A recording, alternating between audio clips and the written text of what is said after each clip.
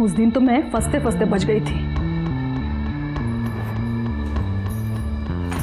हे, कौन हो तुम? नहीं, मैं वो अरे डार्लिंग, कमाल हो, मैं तुम्हें वहां ढूंढ रहा हूं, तुम यहाँ। अच्छा बताओ, घड़ियां मिली क्या?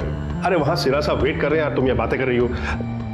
दरअसल लड़की के पिता अपने सिरा साहब मेहमानों को घड़ियां दिखाना चाहते थे, तो मैंने अपनी वाइफ इनसे कहा जाके घड़ियां लेके आओ। और ये है कि तुम मीरा अब खड़ी रहोगी क्या?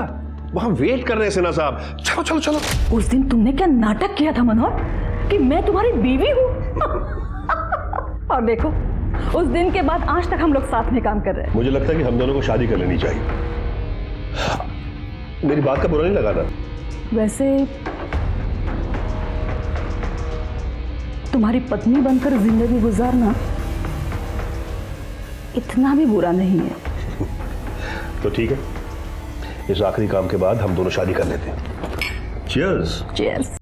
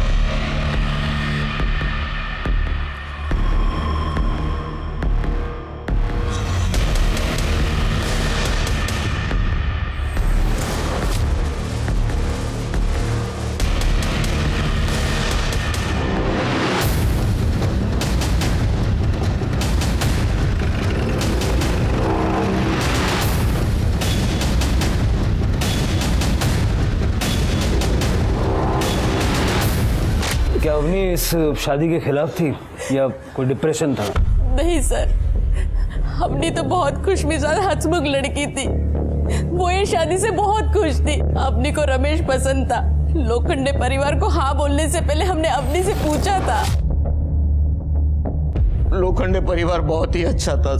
इस जमाने में भी उन्होंने दहेज की मांग नहीं की, बल्कि शादी का आधा खर्चा भी उठाने के लिए तैयार थे वो लोग।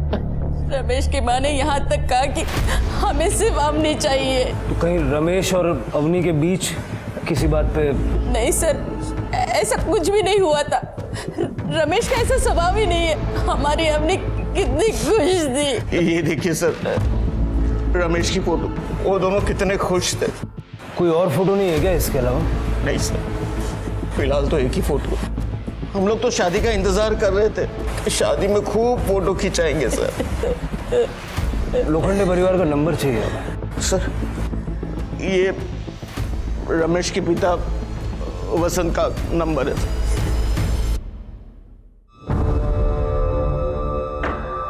कोई भी माँ बाप अपने बच्चों के लिए कभी बुरा नहीं बोलते, लेकिन कभी कभी माँ बाप को ही नहीं पता होता कि उनके बच्चों की जिंदगी में चल क्या रहा है। अवनी का सीडीआर निकालो और उसका पूरा बैकग्राउंड चेक करो।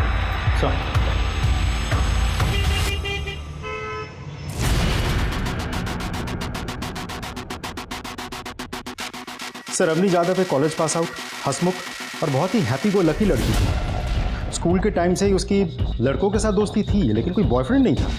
सर, कॉल डेटा रिकॉर्ड्स में भी कुछ सस्पिशियस नहीं मिला। मैक्सिमम कॉल दोस्तों को किए गए थे। इसका मतलब अवनी के बारे में सब कुछ नॉर्मल था, सिवाय एक बात की कि उसने सुसाइड किया। कोई डिप्रेस नहीं थी, उसका कोई अफेयर नहीं था, उसके मनचाहे लड़के के साथ 2 दिन में उसकी शादी होने वाली थी, तो उसने सुसाइड क्यों किया? लोखंडे परिवार को जानकारी है अवनी की मौत के बारे में? नहीं सर, उनका फ़ोन तो अवनी के मौत के बाद से ही बंद आ रहा है। तो उनके घर चले जाओ। सर, जादव परिवार को पता ही नहीं वो लोग कहाँ रहते थे। उन लोगों का कहना है कि सब कुछ इतना जल्दी जल्दी हुआ, पूछने का मौका ही नहीं मिला। सर, ये अवनी की पीएम रिपोर्ट। अस्फिक्सिया, श्वासावरोध, अवनी के गले पे दुपट्टे के फाइबर्स भी मिले। ये सारी बातें इस ओर इशारा करती है कि अवनी ने सुसाइड किया या फिर किसी ने उसे सुसाइड करने के लिए प्रेरित किया। सर, गरिमा नगर में बंद घर से बदबू आने की शिकायत लोगों ने की है।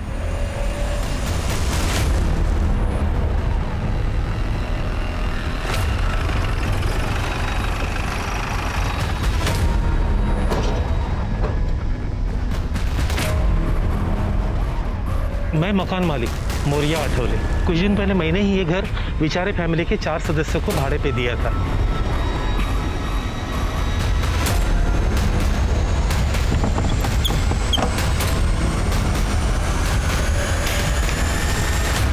और बॉडी की हालत देख के लग रहा है कि 4-5 दिन पहले मर्डर हुआ होगा।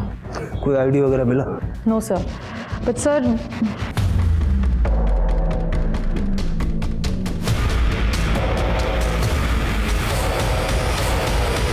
सर पूरा घर अच्छे से छानना है, लेकिन कपड़े का ऐसा टुकड़ा तो कहीं नहीं मिला। और घर की हालत देख के लगता नहीं घर में मार। मतलब कातिल जानता था कि लड़की रहती कहाँ है। मोहल्ले का सीसीटीवी फुटेज चेक करो और पड़ोसियों से बातचीत करो। सर मौर्या जी 1 मिनट। हाँ सर। रेंटल एग्रीमेंट की कॉपी चाहिए हमें। सर उनको 1 महीने के लिए घर चाहिए था और पैसे भी एडवांस में दिए थे, इसलिए एग्रीमेंट कॉपी नहीं बनवाया। तो बिना एग्रीमेंट के घर भाड़े पे देना कानूनन जुर्म है, जानते हो? हाँ सर। कौन कौन था उनके परिवार में? वडील सदानंद विचारे, त्यांची बायको आणि 20-25 वर्षाचा मुलगा। वो लड़की देखने के लिए यहाँ नासिक आए थे, इसलिए उन्हें सिर्फ 1 महीने के लिए घर चाहिए था। सदानंद विचारे। हाँ। बीवी और बेटे का नाम क्या है? सर पता नहीं, मैंने तो डील सदानंद विचारे के साथ की थी। रहने वाले कहाँ के बोलो? सॉरी सर, पता नहीं।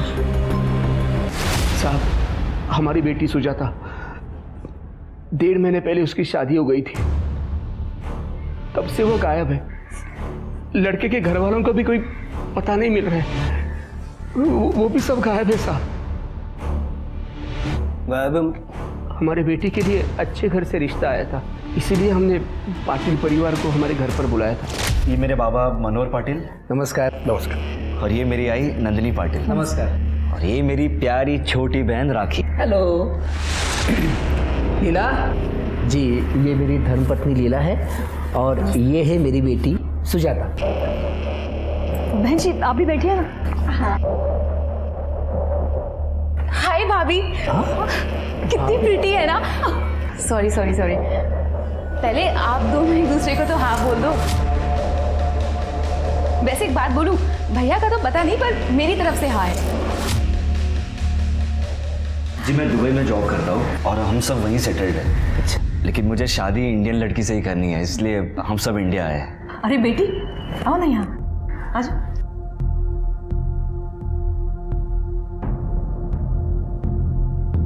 भाई साहब लगता है हमारे बेटे को आपकी बेटी पसंद आ गई है।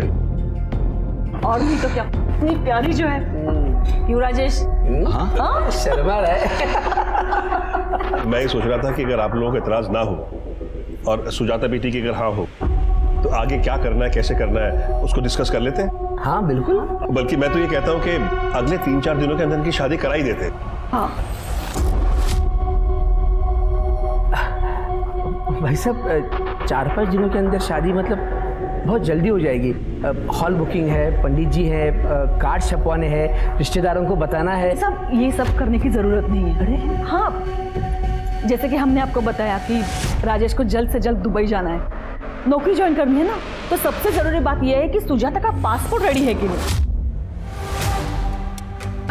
वो तो है, पर शादी की तैयारी भी तो। भाई साहब हमें एक सिंपल शादी चाहिए और सुजाता बेटी जैसी बहू मिल गई हमें, तो और क्या चाहिए हमें। हाँ पर इतनी जल्दी शादी। प्लीज हाँ कर दीजिए ना, मुझे सुजाता ही चाहिए भाभी के रूप में।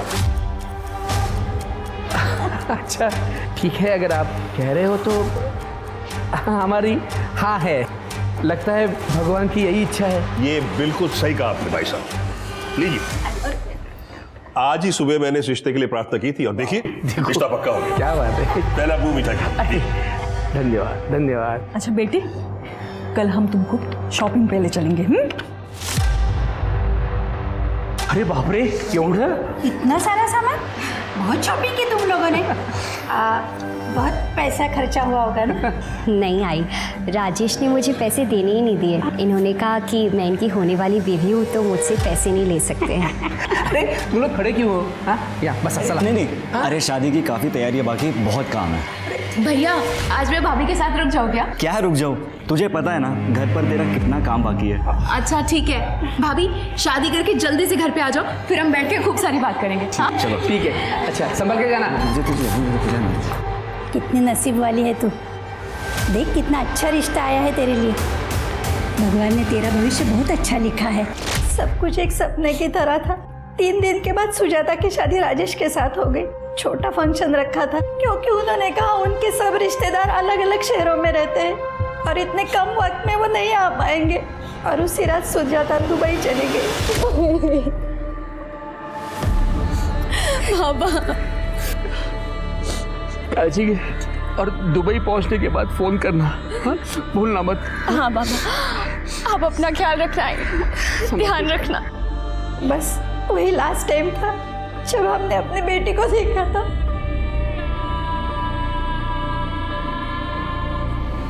उसके बाद से उसका फोन स्विच ऑफ आ रहा है। हमने राजेश के परिवार को भी ट्राई किया लेकिन सबके फोन बंद है। ये पाटिल परिवार रहता कहाँ है?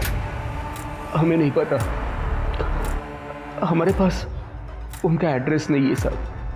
आपने बच्ची की शादी तय करने से पहले उनका घर नहीं देखा? साहब ये सब कुछ इतना जल्दबाजी में हो गया कि, और वैसे भी शादी के बाद तो सुजाता दुबई में रहने वाली थी, तो शादी के फंक्शन की फोटोग्राफ्स तो होंगी। हाँ साहब, ये देखिए साहब, ये लड़के के पिताजी हैं, ये लड़के की माँ है, ये हमारी बेटी है साहब, और ये वो लड़का था, देखिए।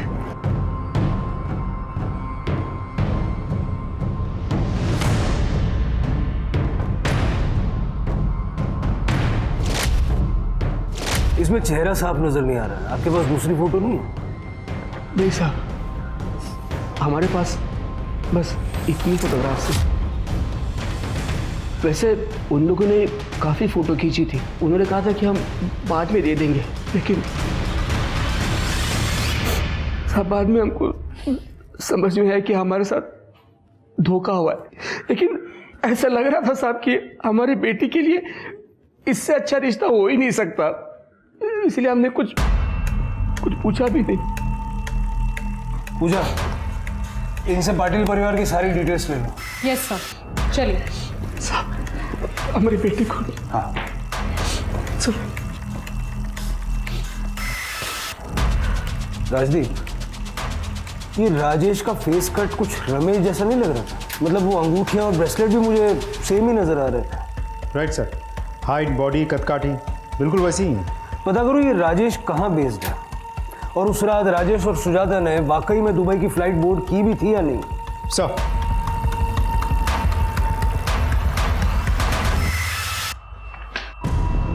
सविचारे परिवार की बेटी की पोस्टमार्टम रिपोर्ट के मुताबिक गला दबा के उसकी हत्या की गई थी। 3 जून की दोपहर 2 से 4 के बीच का है। एक और बात सर, उसकी बॉडी और कपड़ों में ड्राइड सीमेंट मिले हैं। 19-20 साल की किसी लड़की की मिसिंग कंप्लेंट से डिस्क्रिप्शन मैच हुआ? नहीं सर, अभी तक तो नहीं। हमने आसपास के सभी डिस्ट्रिक्ट के थानों में पूछताछ कर लिया। लगता है परिवार ही उसे मार के भाग गया है, लेकिन फिर सवाल यह है कि रेप किसने किया? हमने पाटिल फैमिली के सिम कार्ड चेक किए। मनोहर और नंदिनी दोनों शिरीष कुलकर्णी के नाम का नंबर यूज कर रहे थे। जांच में हमें पता चला ये आइडेंटिटी थेफ्ट का केस है। और सर, जो नंबर राजेश पाटिल यूज कर रहा था वो सुभाष यादव के नाम पे लिया गया था, जिसमें नकली आधार कार्ड और एड्रेस सबमिट किया था। मतलब सुभाष यादव है ही नहीं? Right sir. Sir, Avani Yadav के केस में उसके घर वालों ने बताया था कि रमेश दुबई में सेटल था, और सुजाता के केस में राजेश पाटिल दुबई में सेटल था। चक्कर क्या है? ये दोनों एक ही आदमी है या पूरा परिवार मिलकर कोई गेम खेल रहा है? सर, मुंबई पुलिस ने ये फैक्स भेजा है। मुंबई पुलिस के अनुसार उस रात सिर्फ सुजाता ने दुबई की फ्लाइट बोर्ड की थी, और राजेश पाटिल की सीट बाद में किसी सलमान शरीफ को असाइन कर दी गई। मतलब राजेश ने किसी और नाम से ट्रैवल किया था, लेकिन क्यों? सर, राजेश और सुजाता की शादी होती है। शादी के बाद राजेश सुजाता को दुबई लेके जाने वाला था अपने घर में, तो फिर सुजाता ने अकेले क्यों ट्रैवल किया?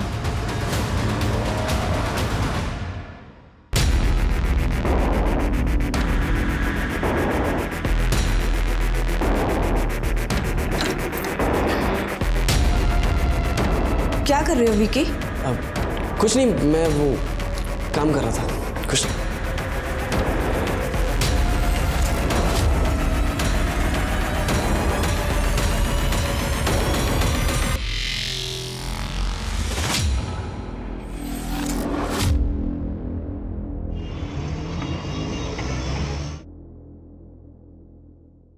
सर, ये उमाकांत देशपांडे है। इनकी बेटी निधि शादी के बाद से ही मिसिंग है। बैठिए। सर, कुछ साल पहले बीमारी के चलते मेरी बीवी का देहांत हो गया। उसके बाद से आज तक मैंने मेरी बेटी निधि को अकेले पाला। फिर उसकी शादी की उम्र हो गई तो मैंने मैट्रिमोनियल साइट पर उसके कुछ डिटेल डाल दिए थे और कुछ 3 महीने बाद हमें एक अच्छा सा रिश्ता आया। आदित्य गडकरी, जो दुबई में काम करता है। दुबई में? और ये आदित्य अपने माँ बाप और छोटी बहन के साथ आपसे मिलने आपके घर आया होगा? इंस्पेक्टर साहब, ये आपको कैसे पता? आदित्य के पेरेंट्स तो भले अच्छे और समझदार इंसान हैं। उनको सिर्फ शादी की जल्दी थी, क्योंकि आदित्य को दुबई जाकर जॉब ज्वाइन करनी थी।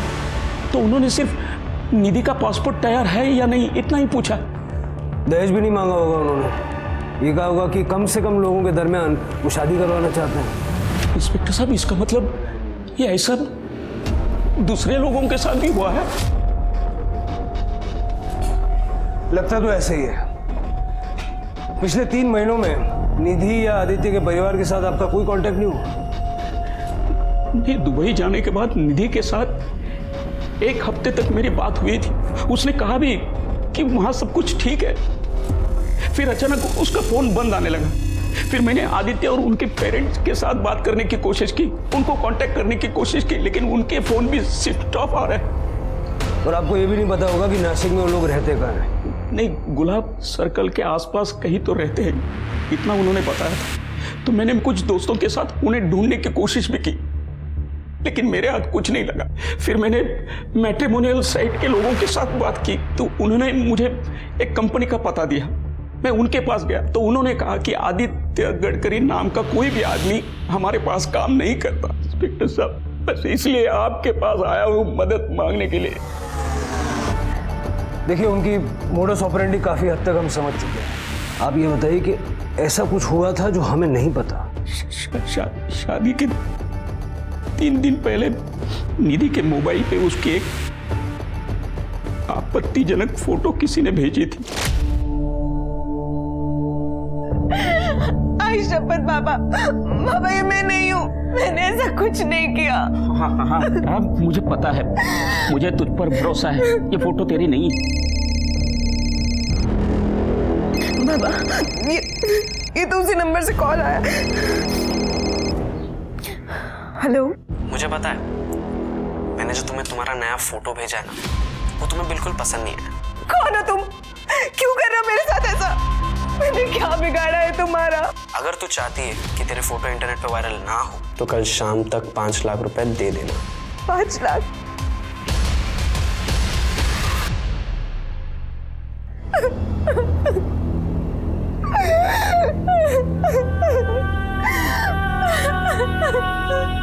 इंस्पेक्टर साहब, मैंने अपनी सारी सेविंग्स इकट्ठा करके पैसे जमा किए, लेकिन दूसरे दिन अचानक आदित्य और उसके पिताजी घर आ गए। ये क्या है? ये फोटो मुझे आज सुबह को मिला है। देखो, मैं ऐसी लड़की से शादी नहीं कर सकता जिसका कैरेक्टर ऐसा हो। नहीं, ये फोटो इसकी नहीं है। इसे कोई फंसा रहा है। आप ध्यान से देखिए, ये फोटो इसकी नहीं है।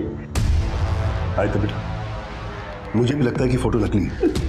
निधि की इसमें कोई गलती नहीं है, वाकई उसे कोई फंसा रहा है। चलो बाबा, मान लिया आपकी बात, लेकिन अगर ये फोटो किसी ने वायरल कर दिया तो सोचो कि हमारी रेपुटेशन का क्या होगा। उन्होंने 5 लाख रुपए मांगे, मैंने सब पैसे इकट्ठा कर लिए। अब शाम को निधि जाके उनको पैसा दे देगी, उसके बाद वो फोटो वायरल नहीं करेंगे, ऐसा कहा है उन्होंने। इस बात की कोई गारंटी है? अरे तो बेटा, ये ब्लैकमेलर्स अपनी बात के बहुत पक्के होते हैं। एक बार पैसा पहुंचा दिया ना, उसके बाद कुछ नहीं करते। भरोसा है ना मुझ पर? मैं करता हूं ना। रुको बाबू, आप नहीं 5 लाख रुपए दे दीजिए। मैं आपको वचन दे रहा हूं, आदित्य निधि से ही शादी करेगा। आप फिक्र मत कीजिए। ठीक है बाबा, जैसा बाबा चाहते हैं वैसा ही होगा। मैं निधि से शादी करूंगा। मैं जिंदगी भर आपका एहसान। अरे बाबा, अरे उठिए बाबा। अरे ये आप क्या कर रहे हैं? आप भी तो मेरे बाबा जैसे ही है ना। और क्या मैं अपने परिवार के लिए इतना नहीं कर सकता? लेकिन बाबा, ब्लैकमेलर को पैसे देने मैं जाऊंगा। मैं वहाँ निधि को अकेले भेजने का रिस्क नहीं ले सकता। आदित्य ने ब्लैकमेलर को पैसे दे दी और उसके बाद उनका कोई भी फोन नहीं आया। और फिर आदित्य और निधि की शादी हो गई और वो दुबई चले गए। आपके पास शादी के फोटोग्राफ्स हैं? हाँ, एक आध फोटो है। ज़्यादा फोटो गडकरी फैमिली ने खींची होगी। आपसे कहा होगा कि बाद में भिजवा देंगे, लेकिन भिजवा ही नहीं। हाँ हाँ, ऐसा ही कहा उन्होंने। मैं बताता हूँ।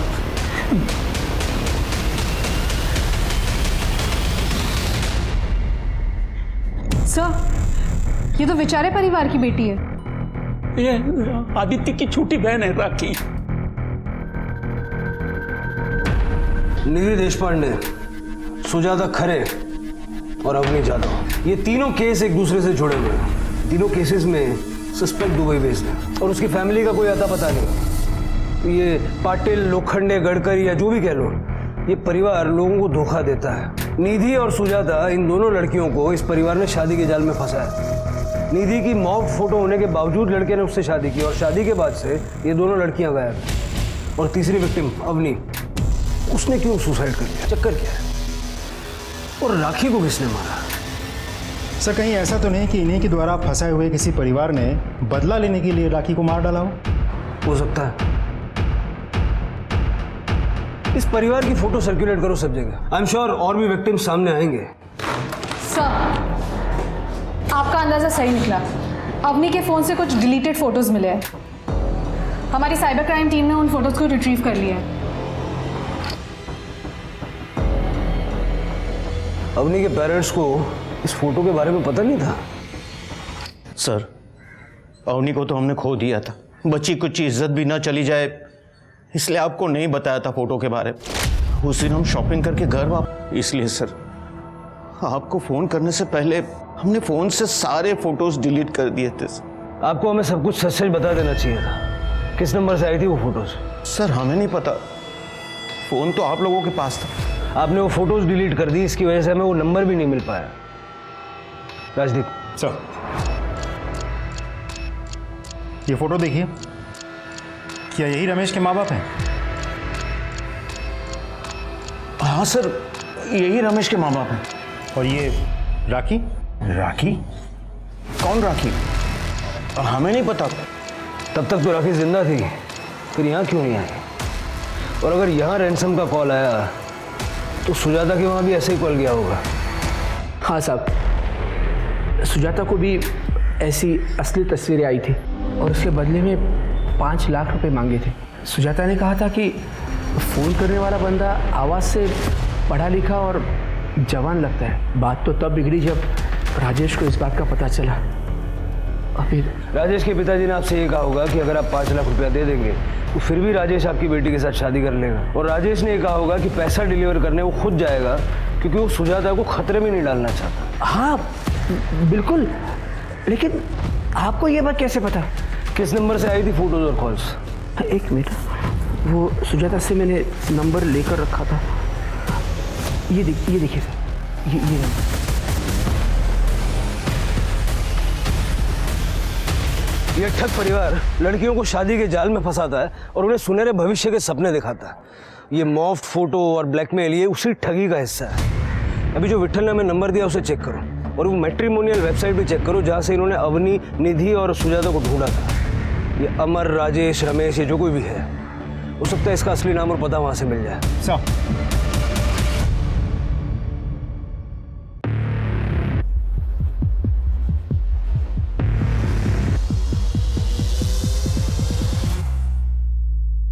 लेकिन गणेश, रुकना क्यों है?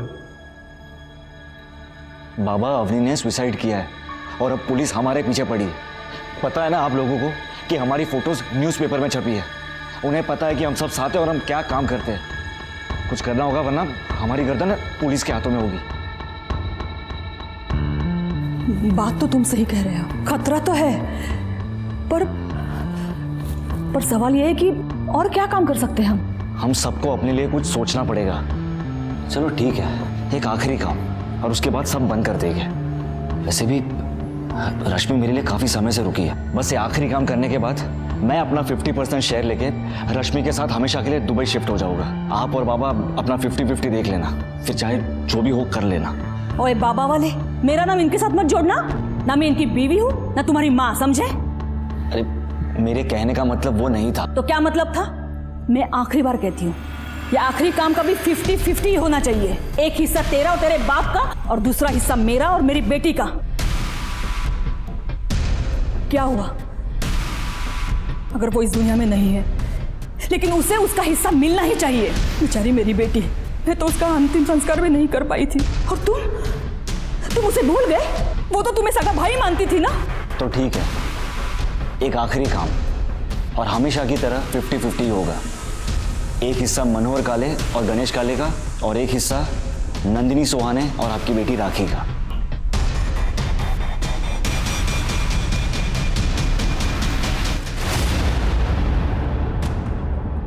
सर स्केच को पेपर में छपवा दूं? नहीं पूजा, अभी नहीं, ये सतर्क हो जाएगा। सारे मैट्रिमोनियल वेबसाइट्स पे इस चेहरे को ढूंढो, देखो इसने किसी लड़की की प्रोफाइल पे इंटरेस्ट जाहिर किया है क्या, इससे पहले कि ये अपने अगली विक्टिम तक पहुंचे। हमें हर हाल में इसे रोकना है। Yes sir. हाँ हाँ, आप चिंता मत कीजिए, इसी हफ्ते काम हो जाएगा। Okay, thank you. दुबई के खरीदारों ने लड़की फाइनल कर ली है।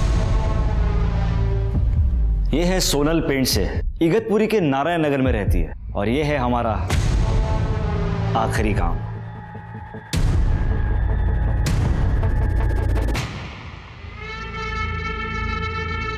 मनोहर, तुम इस वक्त यहाँ? वो एक्चुअली मैंने सोचा कि हमारी नकली शादीशुदा जिंदगी के लिए एक आखिरी बार चीयर्स कर लें। आओ। पता है नंदिनी, अगर हम उस रात को नहीं मिले होते ना, उस शादी में जहां हम दोनों बिन बुलाए बाराती थे, मुझे कभी पता ही नहीं चलता कि तुम भी मेरी तरह एक मास्टर ठग हो। रोहित वेड्स अंजू। अरे वाह, तुम्हें तो नाम भी याद है। वो दिन मैं कैसे भूल सकती हूँ? उस दिन तो मैं फंसते फंसते बच गई थी। हे, कौन हो तुम? मैं तुम यहीं पे रुको, मैं अब भी अपने भाई को बुला के लाती हूँ। नहीं, मैं वो। अरे डार्लिंग, कमाल हो, मैं तुम्हें वहां ढूंढ रहा हूं, तुम यहाँ। अच्छा बताओ, घड़ियां मिली क्या? अरे वहां सिरा साहब वेट कर रहे हैं यार, तुम ये बातें कर रही हो। दरअसल लड़की के पिता अपने सिरा साहब मेहमानों को घड़ियां दिखाना चाहते थे, तो मैंने अपनी वाइफ इनसे कहा जाके घड़ियां लेके आओ। और ये है कि तुम मीरा अब खड़ी रहोगी क्या? वहां वेट कर रहे हैं सिन्हा साहब, चलो चलो चलो। उस दिन तुमने क्या नाटक किया था मनोहर कि मैं तुम्हारी बीवी हूँ? और देखो, उस दिन के बाद आज तक हम लोग साथ में काम कर रहे हैं। सच में हम दोनों ने मिलकर कितने बड़े बड़े काम साथ में किए। नंदिनी, मुझे लगता है कि हम दोनों को शादी कर लेनी चाहिए।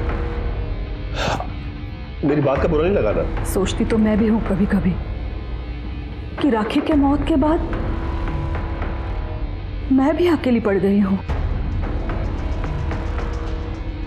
वैसे तुम्हारी पत्नी बनकर जिंदगी गुजारना इतना भी बुरा नहीं है। तो ठीक है, इस आखिरी काम के बाद हम दोनों शादी कर लेते हैं। चीयर्स। चीयर्स। सर, नकली दूल्हे की प्रोफाइल मिल गई है। सर ये देखिए। रोहन वर्तक, बैकग्राउंड सेम है, फैमिली डिस्क्रिप्शन भी सेम है, इगतपुरी का एड्रेस है, लेकिन कोई नंबर नहीं दिया। सर कांटेक्ट के लिए एक ईमेल आईडी है। फटाफट ये ईमेल आईडी साइबर सेल को भेजो ट्रेस करने के लिए, और इगतपुरी चलने की तैयारी करो। Yes sir.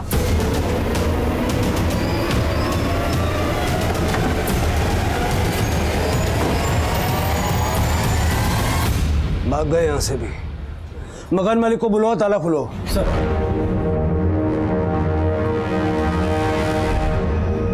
दरवाजा खोलो।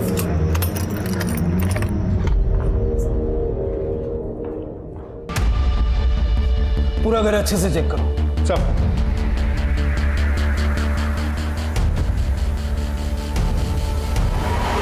कहाँ रहते हो तुम? यही पास में रहता हूँ। ये लोग रहते थे यहाँ? यही किराएदार थे। इन्हें सिर्फ 1 महीने के लिए किराए पर मकान चाहिए था और उन्होंने किराया भी एडवांस में दिया था। अभी तो सिर्फ 10 दिन ही हुए हैं और आज सवेरे अचानक उनका फोन आया और कहा कि हम मकान खाली कर रहे हैं और चाबी पड़ोसियों के पास दे देंगे।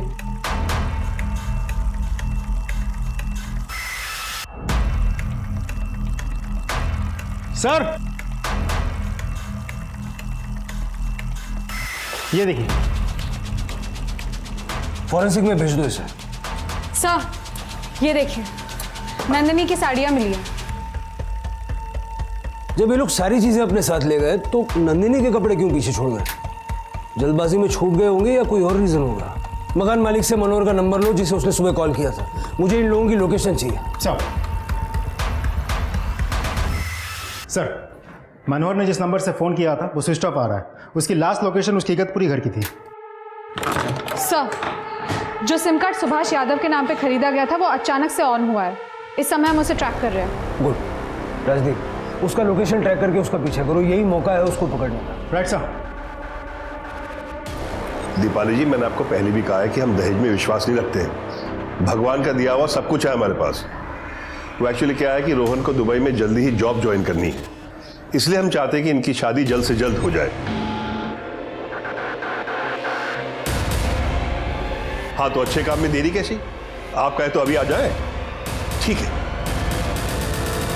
लोकेशन तो यही दिखा रहा है।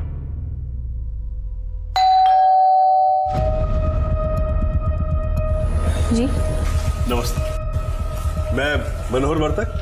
फोन पर आपसे मेरी बात हुई थी। जी, अरे बारिश में भीग क्यों रही? आइए अंदर आइए।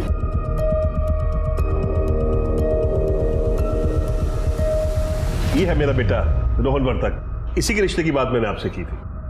जी नमस्ते। ये मेरी बहन रश्मि। नमस्ते। अब बेटा, आपकी मम्मी नहीं आई? कि वो दरअसल इनकी माँ और मेरी बीवी नंदिनी बीमारी की वजह से बहुत साल पहले गुजर गई। I am so sorry. मैं अभी आपके लिए चाय नाश्ते का बंदोबस्त करती हूँ। चाय नाश्ता रहने दीजिए, फिर कभी कर लेंगे। आप अपनी बेटी को बुला दीजिए। जी ठीक है। सोनल, आओ बेटा। ये मेरी बेटी सोनल, ये है रोहन और ये उनकी बहन रश्मि। बेटा जाओ, तुम रोहन को अपना कमरा दिखाओ और दोनों बातें भी कर लो। बेटा शर्माओ नहीं, जाओ जाओ बेटा। चलिए। आज अगर नंदिनी जिंदा होती, ये देखकर कितना खुश होती। मैंने सारी डिटेल्स दी हैं। ओके। बड़े साहब, मुझे बड़े साहब से मिलना। नंदिनी, मुझे बड़े साहब से मिलना है। मुझे बात करनी है उनसे।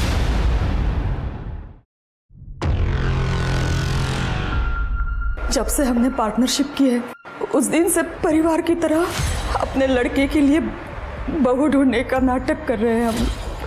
और लड़कियों को जिस्म फरोशी के लिए दुबई में बेच देते थे। बेचने से तो पैसे मिल ही जाते थे, लेकिन ब्लैकमेल करके भी हमारी कमाई हो जाती थी।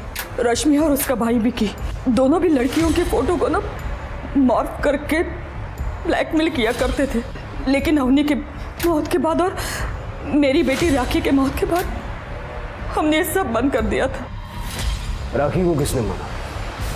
मुझे नहीं पता। राखी उस दिन घर पे अकेली थी।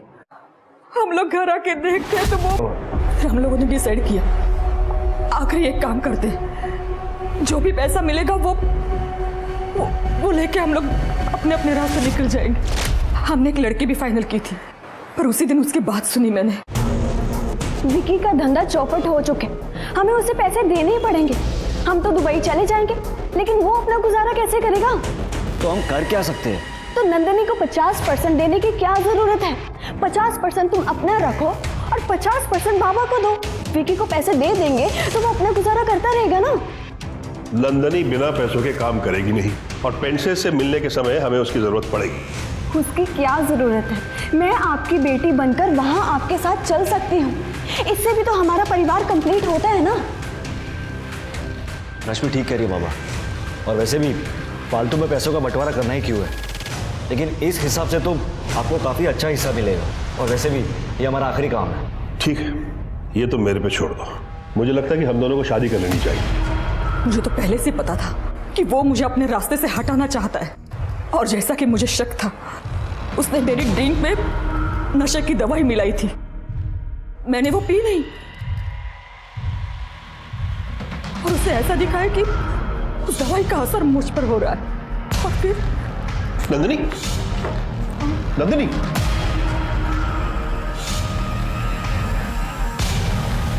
हेलो गणेश। तुम्हारी वजह से न जाने कितनी लड़कियां और उनके परिवारों की जिंदगियां बर्बाद हो गई। एहसास है तुम्हें? अवनी ने तो तुम लोगों की वजह से सुसाइड कर लिया। तुम्हें इंसाफ चाहिए। मैं मानती हूँ मैंने बहुत गलतियां की है, और उसकी सजा भगवान ने मुझे दे भी दी है। मेरी बेटी राखी को मुझसे छीन के उसका तो अंतिम संस्कार तक नहीं कर पाई साहब मैं। लेकिन साहब, वो मनोहर और वो गणेश, वो दोनों भी उस सजा के हकदार है साहब। इस वक्त वो दोनों का है, बता सकती हो? सोनल पेंट से 24/130 नारायण नगर। इनको भी लेके चलना साथ में। नारायण नगर 24/130। बाप बेटे दोनों वहां पहुंच रहे। फटाफट निकलो, मैं भी निकलूं।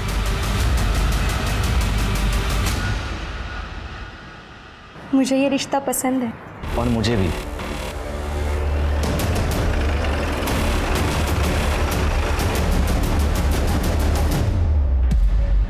भगवान तेरा लाख लाख शुक्र है। बस ऐसे इनके सर पे हाथ रखना और इस रिश्ते को फलने फूलने देना। शादी की डेट फिक्स करने से पहले भगवान का आशीर्वाद लेना बहुत जरूरी है। बस शादी 3-4 दिनों में हो जानी चाहिए। जो आप ठीक समझे। चलिए ना, एक सेल्फी ले लेते हैं। सेल्फी? वो सेल्फी का तामझाम मुझे नहीं समझता। अभी तो हमारी शादी फिक्स हुई है, एक सेल्फी तो बनती है ना। हाँ मतलब मेरा मतलब कि वो रोहन भाऊ, भाभी इतना एक्साइटेड है तो ले लीजिए ना एक सेल्फी, क्या फर्क पड़ता है। ठीक है। देखिए, मुझे भी दिखाओ।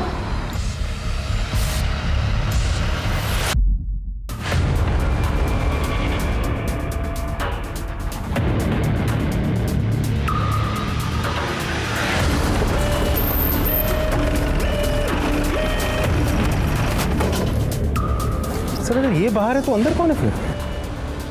लंबी कहानी है राजदीप। अभी फिलहाल जो अंदर हैं उनको सरप्राइज देते हैं। मैंने खाना ऑर्डर किया था, शायद वो आ गया है। जी? अरे आप ऐसे घर में किसी, कौन है आप? मैं इस ढोंगी की नकली मां हूं।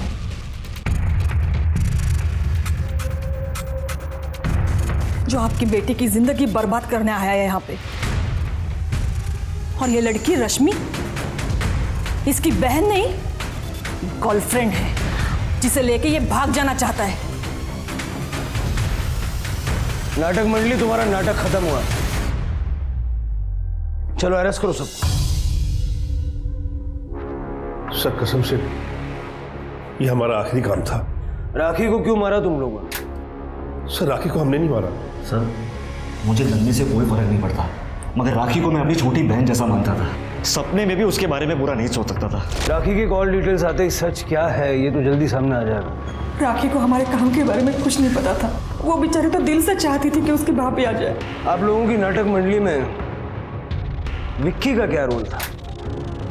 वो फोटो मूव करता था और ब्लैकमेल करने के लिए कॉल करता था। मुझे पता है, मैंने जो तुम्हें तुम्हारा नया फोटो भेजा है ना, वो तुम्हें बिल्कुल पसंद नहीं है।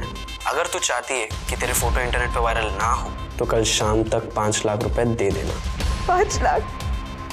लेकिन हमें पैसे मिलने में कभी कोई प्रॉब्लम नहीं आई, क्योंकि पैसे हमेशा गणेश लेकर आता था। राजदीप सर, विकी को ले आओ, उसके सारे दोस्त यहाँ हैं। अकेला बोर हो रहा होगा। Right sir.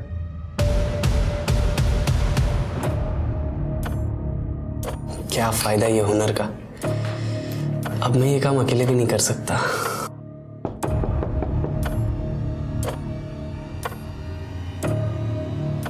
क्या अंकल, कितना टाइम लगाते हो? लाओ दो, आधे घंटे से ऊपर हो गया। चल पिज्जा खिलाता हूं, अंदर चेक करो।